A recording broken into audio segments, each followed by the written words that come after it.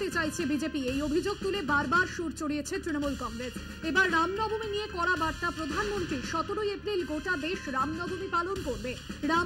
রাম মন্দির প্রতিষ্ঠার পর এবারের রামনবমী অত্যন্ত গুরুত্বপূর্ণ। রামনবমী আটকাতে অনেক ষড়যন্ত্র করেছে তৃণমূল, তোপ মোদি।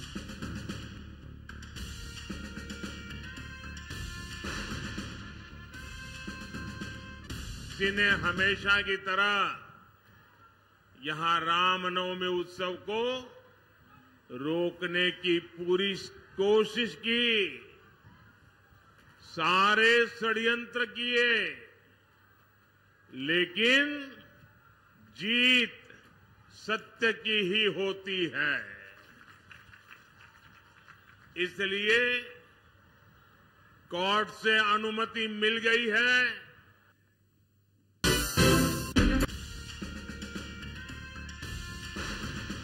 अब की बार 400 पार। ভোটের আগে এই স্লোগানকে সামনে রেখে প্রচার বিজেপির। বালুরঘাটের জনসভা থেকে ফের একবার সেই কথাই স্পষ্ট করলেন প্রধানমন্ত্রী নরেন্দ্র মোদী। 4 জুন 400 পার। এবারেও বিপুল ভোটে জেতার ব্যাপারে আত্মবিশ্বাসী মোদী। অন্যদিকে মমতার কটাক্ষ, এবার 200 পেরোতে পারবে না বিজেপি। ভোট আবহে তৃণমূল বিজেপির কটাক্ষ, পাল্টা কটাক্ষে উত্তপ্ত উত্তরবঙ্গ।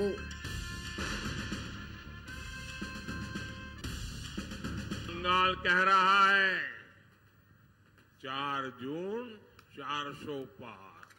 आज पूरा बंगाल कह रहा है 4 जून 400 पार। आज पूरा बंगाल। বিজেপিকে চোর আখ্যা মুখ্যমন্ত্রী মমতা বন্দ্যোপাধ্যায়। জলপাইগুড়ির সভা থেকে কেন্দ্রীয় সরকারকে নিশানা করে মমতার অভিযোগ, পিএম কেয়ারের টাকা লুট হয়েছে, নোটবন্দির নামে টাকা লুট হয়েছে। সব থেকে বড় চোর হলো বিজেপি। চা বাগানের জন্য কিছু করেনি বিজেপি। বাংলায় তৃণমূল একাই লুটছে। বাংলায় সিএ এনআরসি হতে দেব না, হুঁশিয়ারি মুখ্যমন্ত্রী।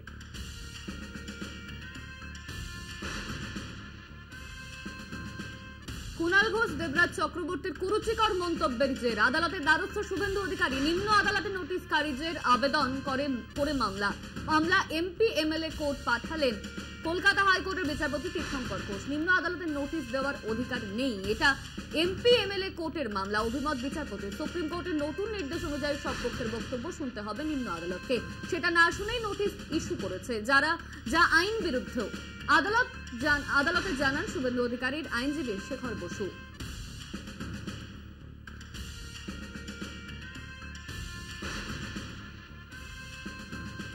উত্তরবঙ্গের উত্তেজনা প্রবণ এলাকাগুলির উপর কড়া নজর কমিশনের। উত্তরবঙ্গে দফায় দফায় বৈঠক বিশেষ পুলিশ পর্যবেক্ষক অনিল কুমার শর্মার। বিগত নির্বাচনের মতো হিংসার পুনরাবৃত্তি রুখতে কড়া নজর কমিশনের। কোচবিহারে দফায় দফায় বৈঠক করছেন অনিল কুমার শর্মা। জেলার পুলিশ সুপার ও জেলা নির্বাচনী আধিকারিকদের সঙ্গে বৈঠক। কোচবিহারের জন্য অতিরিক্ত 4 কোম্পানি কেন্দ্রীয় বাহিনী নিয়ে আসা হয়েছে। কোচবিহারে ভোটের নিরাপত্তায় থাকবেন মোট 116 কোম্পানি কেন্দ্রীয় বাহিনী।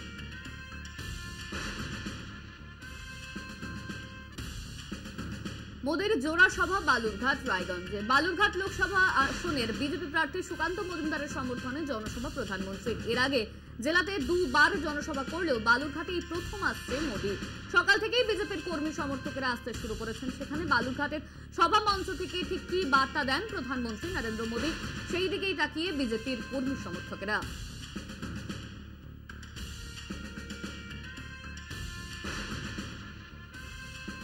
অবশেষে ডায়মন্ড হারবারে প্রার্থী ঘোষণা বিজেপির। অভিষেক বন্দ্যোপাধ্যায়ের বিপরীতে লড়বেন অভিজিৎ দাস।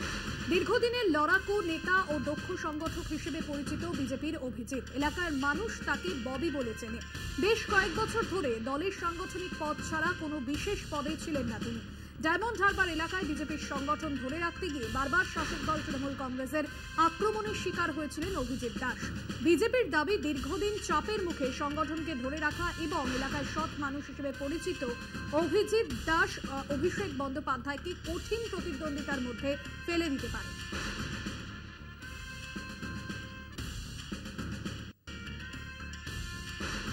পঞ্চাশ হাজারের মিছিল হবে রামনবমীতে, কেউ আটকাতে পারবে না। মঙ্গলবার সকালে নিউ টাউন ইকো পার্কে প্রাতভ্রমণে এমনই হুঁশিয়ারি বর্ধমান দুর্গাপুর কেন্দ্রের বিজেপি প্রার্থী দিলীপ ঘোষের। তৃণমূল এলে তাদের এই নির্বাচনে সমূলে বিনাশ করার নিদান দিলেন দিলীপ ঘোষ।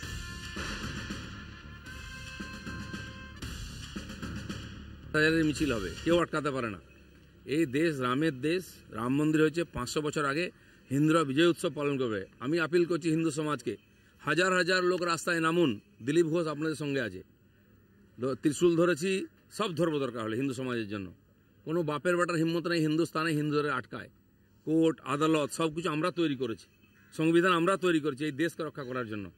সেন কারো হিম্মত নেই আটকার। টিএমসিএলে তাকে একদম সমূলে বিনাশ করুন এবছর ইলেকশনে। আর সমস্ত গ্রামে গঞ্জে শোভাযাত্রা হবে, দিলীপ ঘোষ সব জায়গায় সামনে দাঁড়াবে।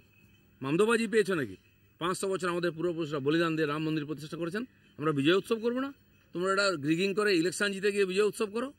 সেই জন্য আজ থেকে আমি তো নিজে শোভাযাত্রায় থাকছি, 4 দিন আমি নিজে রামনবমী পালন করব।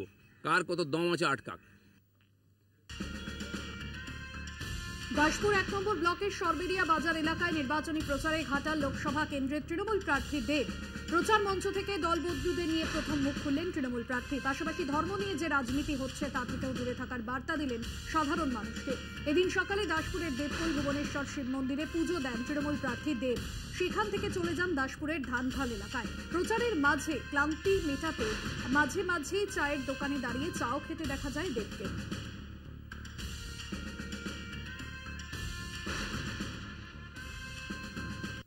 নিয়ে চাওয়া হচ্ছে, আজকে রাজনীতি হচ্ছে ধর্ম নিয়ে, কে মাছ খাচ্ছে কে মাছ খাচ্ছে না সেইটা নিয়ে। মানে আমি বুঝে উঠতে পারছি না এই নির্বাচনটা কিসের নির্বাচন। ধর্ম যদি জিতে যায় নির্বাচনে তাহলে মাথা রাখবেন কে, মনুষ্যত্ব হেরে যাবে।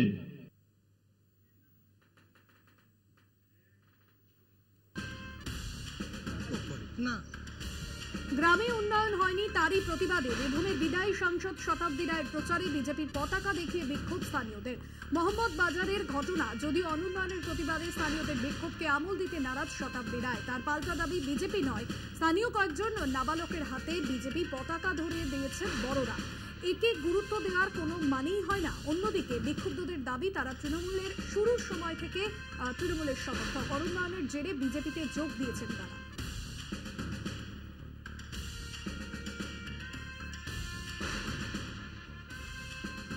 কোনো উন্নয়ন পাইনি।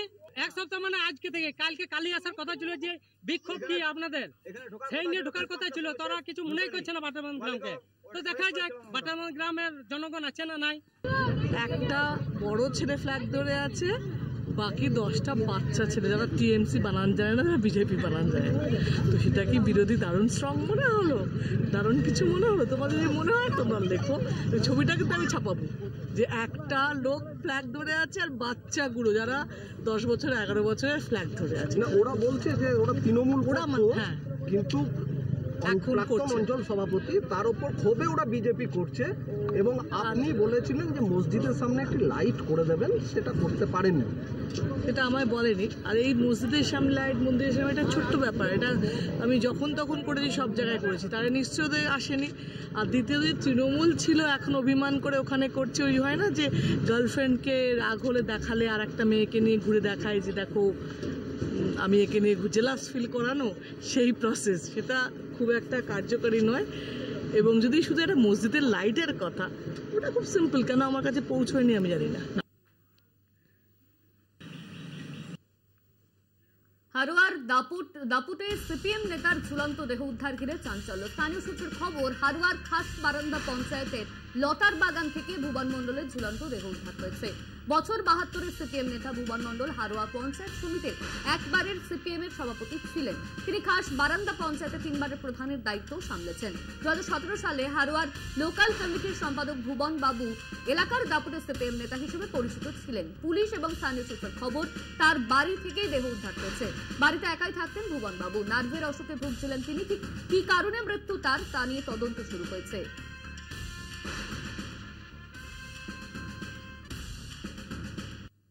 যতদিনও সবসময় দিন আত্মহত্যার একটা প্রচেষ্টা করছিল যে বাবা আমার এরকম বারবার আমার এরকম মাথায় যে এ হয় যে আমি আত্মহত্যা করবো।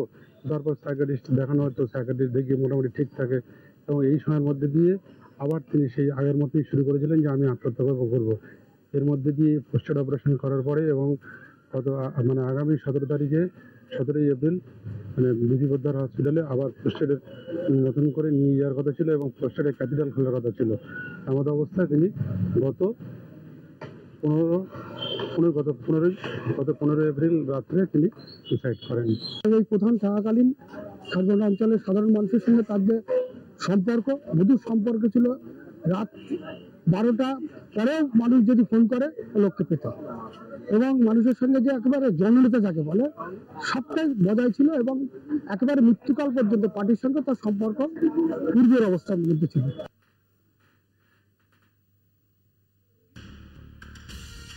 লোকসভা ভোটের আগে শেষ মুহূর্তের প্রচারে জোর। তামিলনাড়ুতে road show JP নাড্ডার। Ramanathapuram Lok Sabha কেন্দ্রের বিজেপি প্রার্থীর সমর্থনে রোড শো বিজেপির জাতীয় সভাপতি নাড্ডার রোড শোয়ে সাধারণ মানুষের উপচে পড়া ভিড়।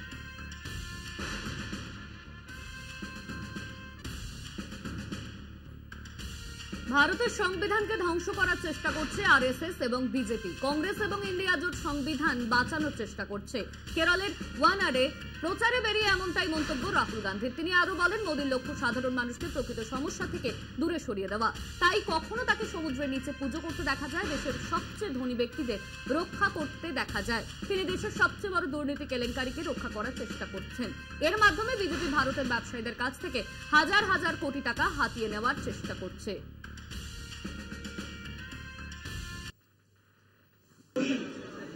Is the instrument of 5 or 6 of India's biggest, richest business people. Is to distract India's people from the real issues. That is why sometimes you will see him doing puja underneath the sea. Sometimes you will see him flying in the sky in a seaplane. Never talks about the issues that the farmers are facing. He never talks about unemployment. He never talks about price rise. All he does is he protects the richest people in the country and forgives their bank loans. Given 16 lakh crores for 22 to 25. He was trying to defend the biggest corruption scandal on the planet. If you look at the date when the money was given, you will find that the CBI is deployed against the businessman, and a few days later, a few weeks later, he pays the million.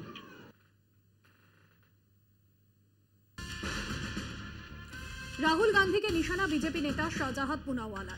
বাংলায় বামের সঙ্গে জোট করেছেন রাহুল। বাংলায় যেমন CPM এর সঙ্গে কংগ্রেসের বন্ধুত্ব রয়েছে, দিল্লিতেও তাদের সম্পর্ক ভালো, কিন্তু কেরলের মুখ্যমন্ত্রীকেই গালিগালাজ করে থাকেন রাহুল গান্ধী। এই রাজ্যে বামেদের দুর্নীতি তুলে ধরে দুর্নীতিগ্রস্তদের বিরুদ্ধে পদক্ষেপ করার দাবি জানান তিনি।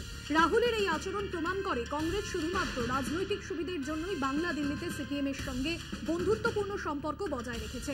সব মিলিয়ে জনসাধারণকে বোকা বানানোর চেষ্টা করছেন Rahul Gandhi. Situation where Rahul Gandhi and his party have alliance with left parties in Bengal. They have friendship in Bengal. They have friendship in Delhi. But in Kerala, Rahul Gandhi abuses Pinarayi Vijayan, says that the left parties are corrupt, in fact demands action on them. So it means that Congress is conceding that merely for political convenience, they will do kushti in Kerala with left parties and dosti with left parties in Bengal and Delhi. This kind of fooling the public will not work. Rahul Gandhi ji himself has today accepted that the left parties are corrupt, that the left parties are dictatorial. So why he has alliance with them? It only goes on to show that on one hand NDA has mission and vision for the country, how to take the country forward, but India Alliance has no mission or vision.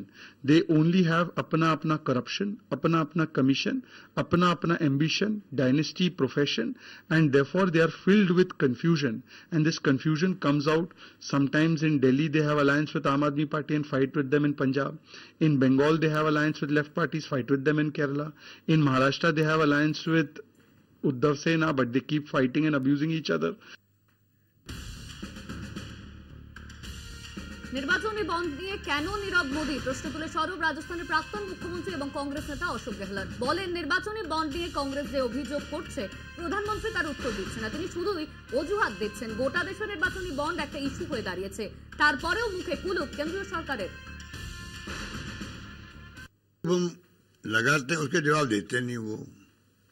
हम आरोप ये लगा रहे हैं आपने electoral bond जो है वो धमका करके डरा करके ईडी इनकम टैक्स सीबीआई का भय पता करके आपने इकट्ठे किए पैसे जबरदस्ती और फिर वो केस खत्म हो गए ईडी इनकम टैक्स के, जाना बंद कर दिया। मेन आरोप तो ये लगा रहे हैं, उसका जवाब दे नहीं रहे हैं। 8,500 करोड़ रुपये इकट्ठे कर लिए और उसका फिर सफाई दे रहे हैं आप। सफाई क्यों दे रहे हैं? सफाई देने नौबत क्यों आई है? इसलिए कि इश्यू बन गया देश के अंदर। ये कहाँ ये पारदर्शिता? जो सुप्रीम कोर्ट के आदेश के बाद में SBI जो नखरे कर रही थी, पोस्टपोन करवा रही थी जानकारी देने के लिए, उनके दो टूक आदेश के बाद में ये नाम आए बाहर। और नाम बाहर कैसे आते हैं? तो ट्रांसपेरेंसी कौन सी हुई? नाम आ नहीं रहे थे, पैसा इकट्ठा एक तरफा हो रहा था। तो अब मालूम पड़ा कि इनके यहाँ छापे पड़े ED के और इन्होंने पैसा दिया है। अब मालूम पड़ा ना, पहले कैसे मालूम पड़ता? सुप्रीम कोर्ट के आदेश के बाद में सब कुछ सामने आ रहा है। तो ट्रांसपेरेंसी कैसे हुई इसका जवाब दे। বাঁকুড়া মেডিকেল কলেজের ভেতরে ঢুকে তৃণমূল প্রার্থী অরূপ চক্রবর্তীর ভোট প্রচার অভিযোগে কমিশনের দ্বারস্থ হয়েছে বিজেপি। এই ঘটনাকে ঘিরে দুই প্রার্থীর তরজা বাঁকুড়ায়। তৃণমূল প্রার্থীর বিরুদ্ধে নির্বাচনী বিধি ভঙ্গের অভিযোগ বাঁকুড়া জেলা বিজেপি। বাঁকুড়া লোকসভায় বিজেপি প্রার্থী সুভাষ সরকারের দাবি, সোমবার ভোট প্রচারে গিয়ে দলীয় পতাকা ও নেতাকর্মীদের নিয়ে তৃণমূল প্রার্থী অরূপ চক্রবর্তী বাঁকুড়া সম্মিলনী মেডিকেল কলেজে হাসপাতালে ঢুকে ভোট প্রচার করছেন। পাল্টা বিজেপি প্রার্থীর দিকে নির্বাচন বিধি ভঙ্গের অভিযোগ তুলে তৃণমূল প্রার্থীর দাবি, সম্প্রতি বিজেপি প্রার্থী সুভাষ সরকারকে আক্রমণ তৃণমূল প্রার্থী অরূপ চক্রবর্তী।